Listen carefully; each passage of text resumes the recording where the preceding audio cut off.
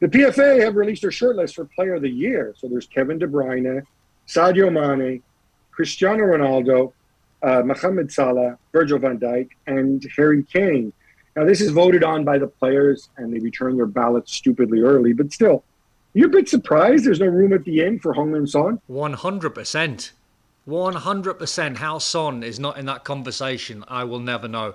And I get it, when you win the big trophies, you're going to be propelled into that conversation. And I love Kevin De Bruyne. I think he's an amazing player. I think one of the best in the world. But my perception of last season, I don't know if you agree, was he had probably 3 or 4 really outstanding months.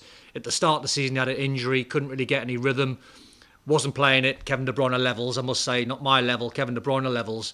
So how he's got in, I understand it because he's won the Premier League, of course, and went deep into the Champions League. I get it because he's a brilliant player, but for not to have Son in, Gab, seems a mystery to me.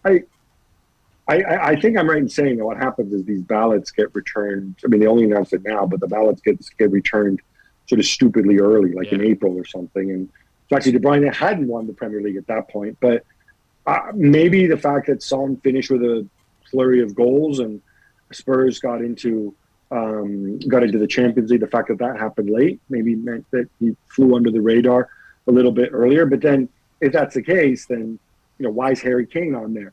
So I don't know. To me, this is the least meaningful award. It should be more meaningful because these are footballers voting for their colleagues.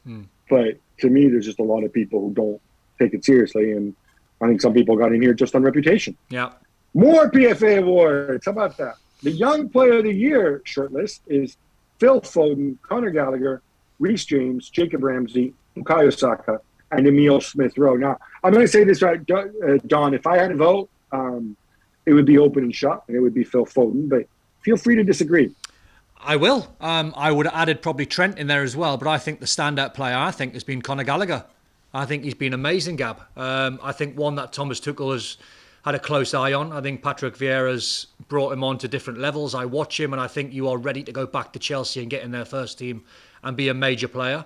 Phil Foden, ridiculous player. You watch him, and he's the one that at times makes the game look very easy. He flows, he's graceful when he takes players on, wonderful left foot, scores goals. These guys are in the conversation for a reason because they've all been brilliant. But I would lean towards Conor Gallagher, You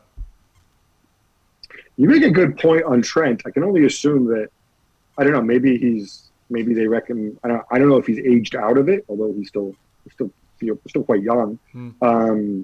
I'd make a rule with the Young Player of the Year that you can only win it once. And so once you won it, leave space to somebody else. You can't win it twice. Otherwise, you can't win it twice. Is that the Gab rule?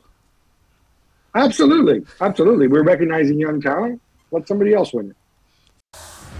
Thanks so much for watching ESPN on YouTube. And for more sports highlights and analysis, be sure to download the ESPN app. And for premium content and live streaming, subscribe to ESPN Plus.